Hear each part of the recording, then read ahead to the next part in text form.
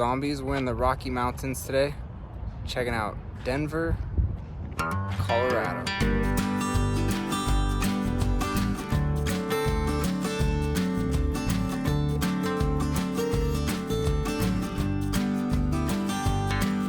The Capitol grounds in Denver, Colorado is called Capitol Hill.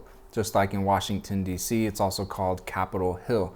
Why hills? What are hills? We're gonna look into that a little bit more in this video and also analyze, like I've done in previous videos. If you haven't watched them, I definitely recommend going and watching them. My Capitol videos, my Capitol building, Capitol City videos, oftentimes they're looking like ancient Bible altars.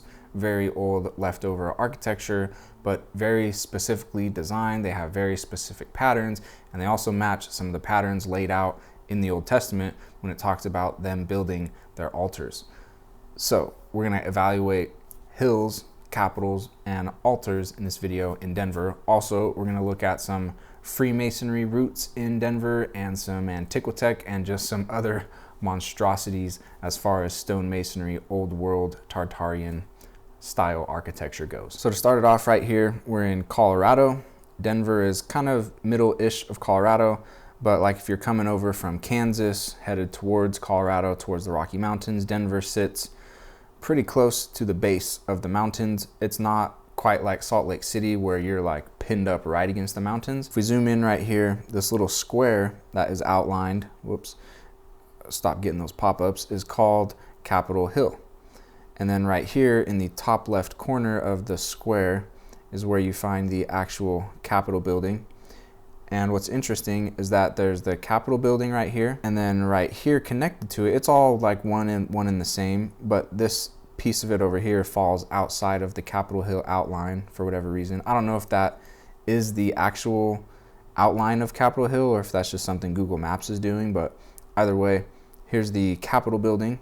And then in front of the Capitol building, you've got what they call this Lincoln Veterans Memorial Park, and then you have the Civic Center Park, and then you have over here the City Council Civic Building, whatever they call this building over here. It's a court also, but this whole complex right here, from this building right here, all this grass crossing the street, more grass right here, and then here's the Capitol building.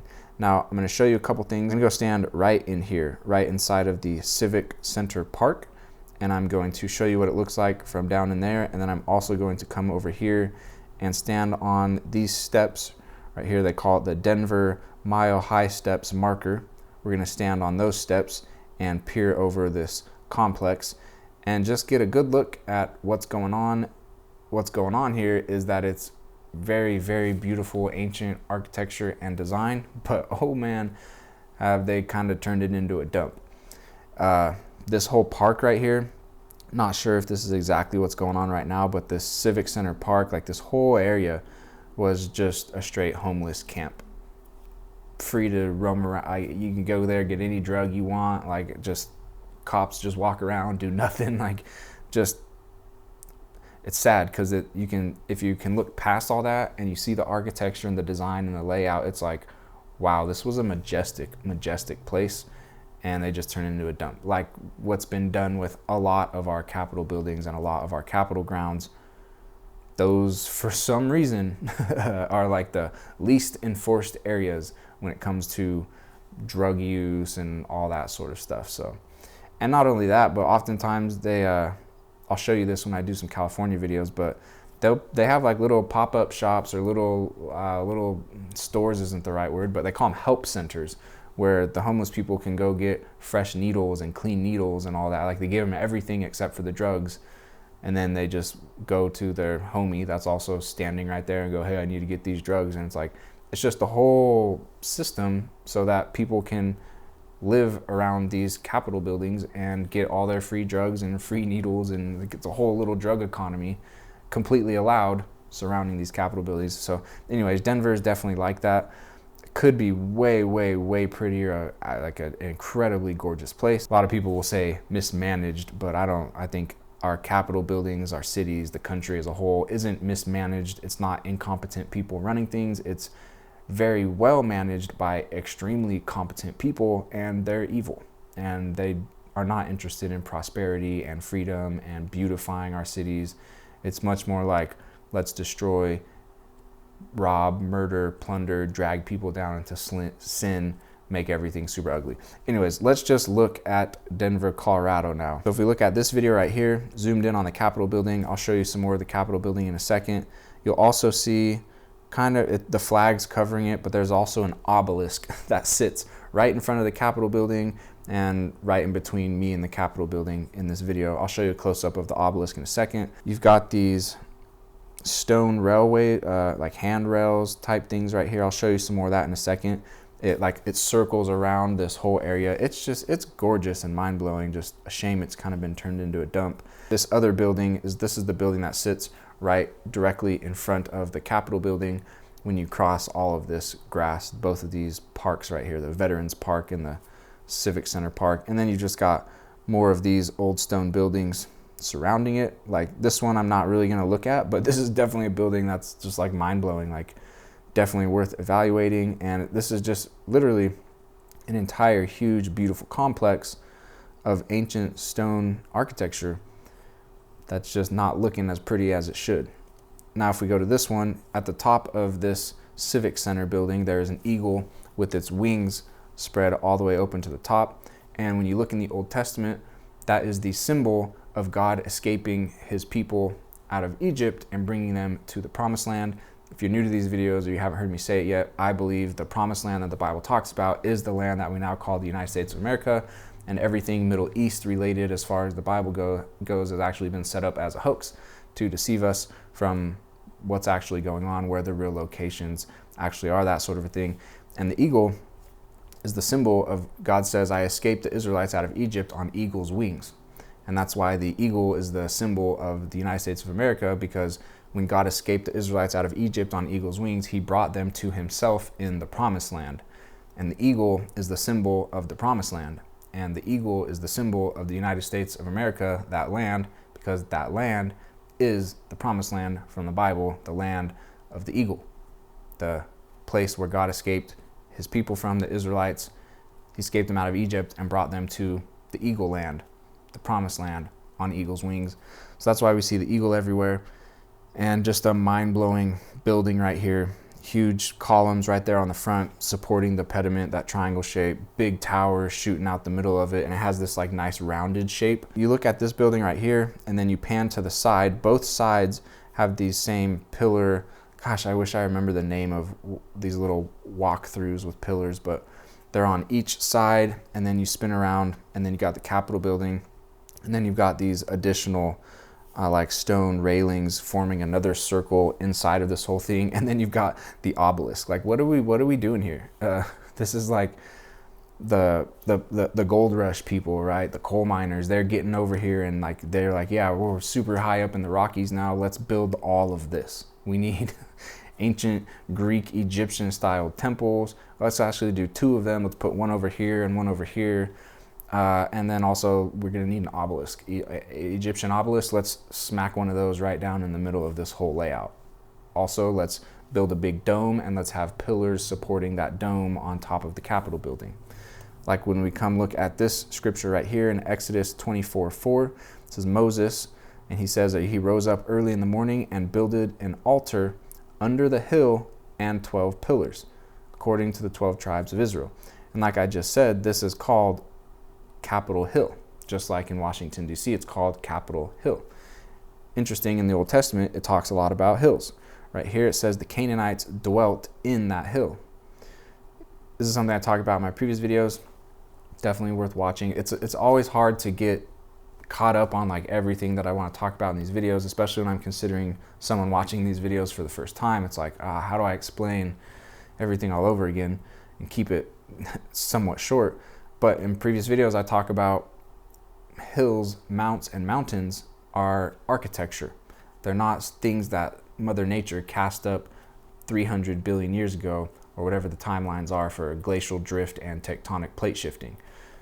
There are some scenarios, of course, where like some hills were just like people piled up dirt or whatever, but in lots of cases, hills, mounts, and mountains are actually old, ancient pyramid style stone masonry terraced architecture that's now just sitting in ruin. This is one I took out in Colorado. This is just a huge pyramid sitting in ruin. If there was an ancient masterful civilization in the land that we now call United States of America, they were masterful stonemasons and they built pyramids, what would that look like right now in modern times? It would look like this. It would look like a pyramid sitting in ruin covered with dirt and shrubs, and we just drive by it all the time. But it's actually a pyramid sitting in ruin. Like these ones right here, all this, the Rocky Mountains, I know it sounds bizarre, but this is just how big and masterful these civilizations previously were, which is also part of the reason why we're lied to, because the people in charge that are evil and are lying to us about stuff, they want us to be poor and not advanced and not living like our ancestors did. They don't want us to know how advanced our ancestors used to be. And simultaneously, they want us thinking we're the most advanced and we're the best. And they want us to be prideful, because that pride blinds us from actually seeing the truth, which is that a lot of our mountains, like the huge ones, like the Rocky Mountains, is old pyramid style architecture. And that's how advanced they used to be. But if they tell us everyone before us lived in dirt and we're the most advanced ever, well, it gets really hard to then see the truth, because we're told the opposite of what is actually true and we believe in the opposite of what is truth. And so if we see the truth and it's the opposite of what we think and believe, then it's really easy to go, no, that can't be true, when it actually is true. Here's another look at some I found in Colorado. These aren't Mother Nature's creations from 300 billion years ago. This is ancient castles and ancient pyramid style architecture sitting in ruin. Old Testament also talks a lot about the castles that they built. Here's another little picture of it. Very much just like old architecture poking up, sitting in ruin, covered in dirt. And of course, private property, no trespassing. Very rarely are we actually able to go explore some of this stuff. This one, not quite as obvious, but this is once again old pyramid style, castle style, stone masonry architecture just sitting in ruin. And so when we come back to Numbers 14:45, it says that the Canaanites dwelt inside of a hill. Makes sense if this is pyramid architecture that we're talking about. 1 Samuel 7:1, they brought it into, so they're talking about the Ark of the Covenant right here. It says they brought it into the house of Abinadab in the hill. Interesting. Abinadab's house is in a hill. What's a hill then? Are these people really just going in and out of dusty caves? Are these cavemen in the scriptures? No, they're not. These people in the scriptures are constantly described as very rich, very advanced, very wealthy. They had gold, silver, copper, brass, iron, precious stones, precious gems, shipping. They had it all. We're just told differently. We're taught differently. And the videos and images that were shown of these civilizations from the Bible are the poor dirt rag people story, so that we don't think that they were advanced, so that we think we're the most advanced, so we don't see the truth, because now we're blinded by our false beliefs.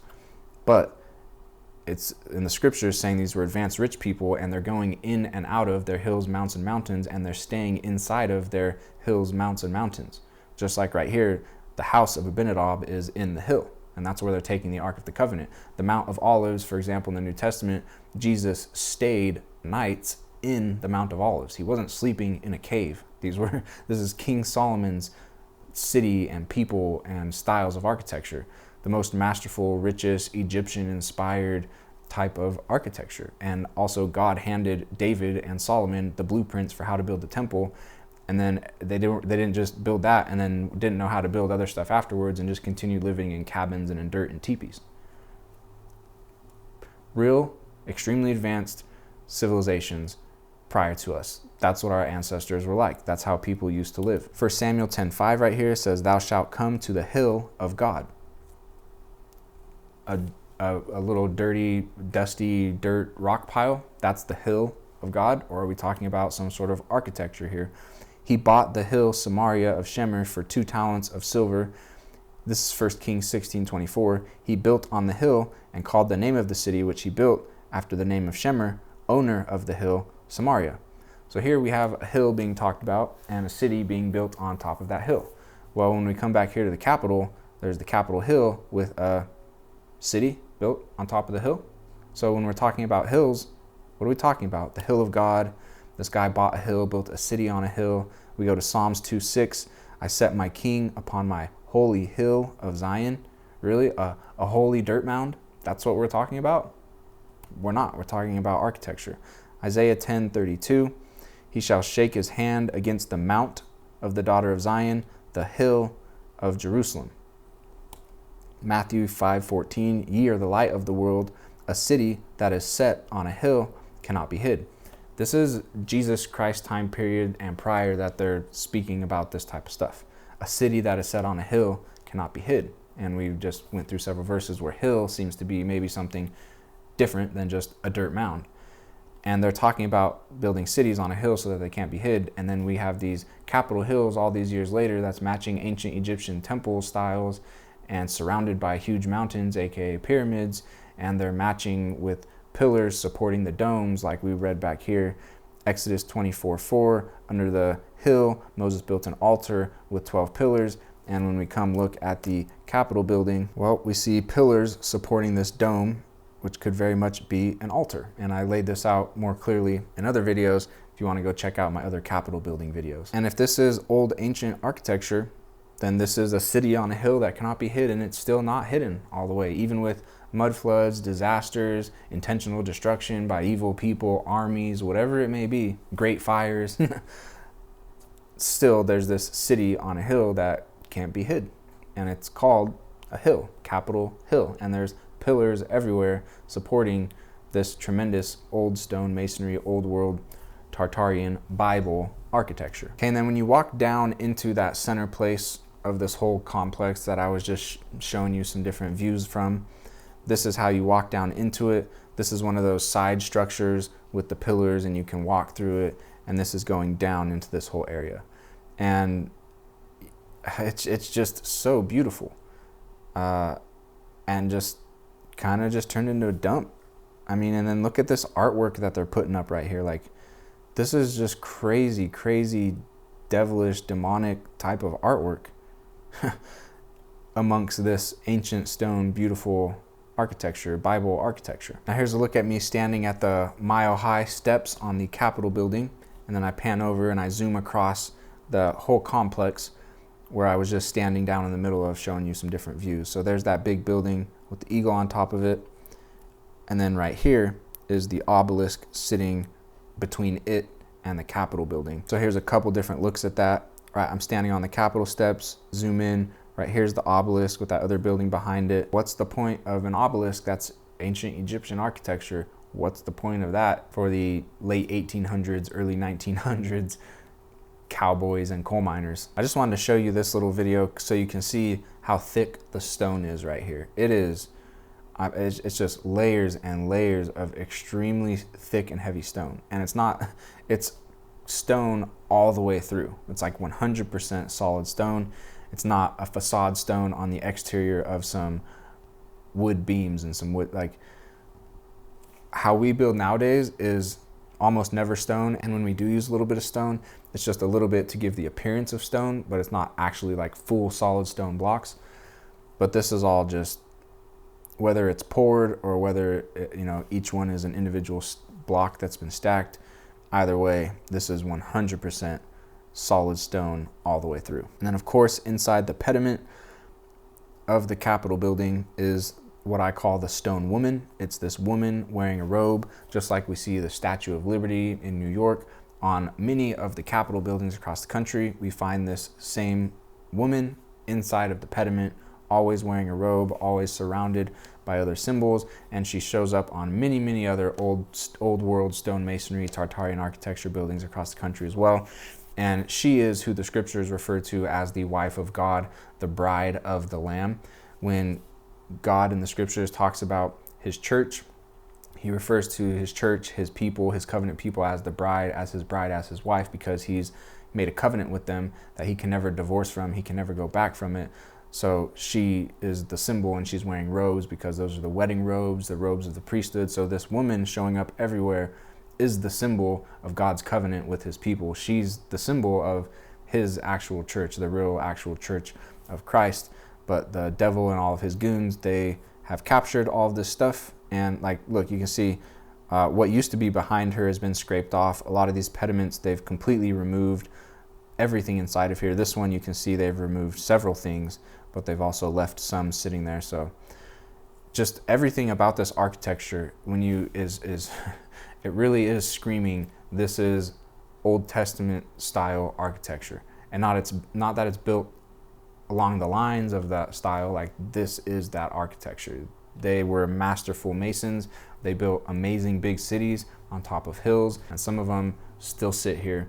We occupy them, we use them, and we're lied to about them, when they were built, where they came from, all that sort of stuff. Here's a look at the dome on top of the Capitol building, and there's this interesting like Antiquitech type of product on top of the spire, on the very, very top of the dome, which is really interesting to see. You can see a good look at it right there.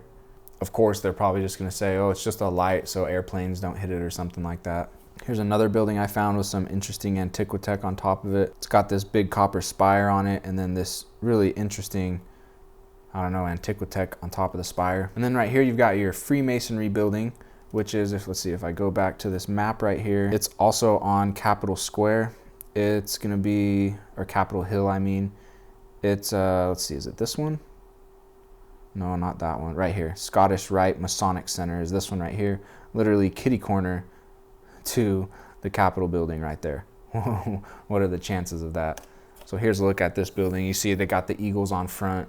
It's a Scottish Rite Masonic Center, big dome in the middle of it. Then there's also this really interesting building right here, which has another huge dome on it, and it's just this same old stone style, Egyptian, Greek style architecture.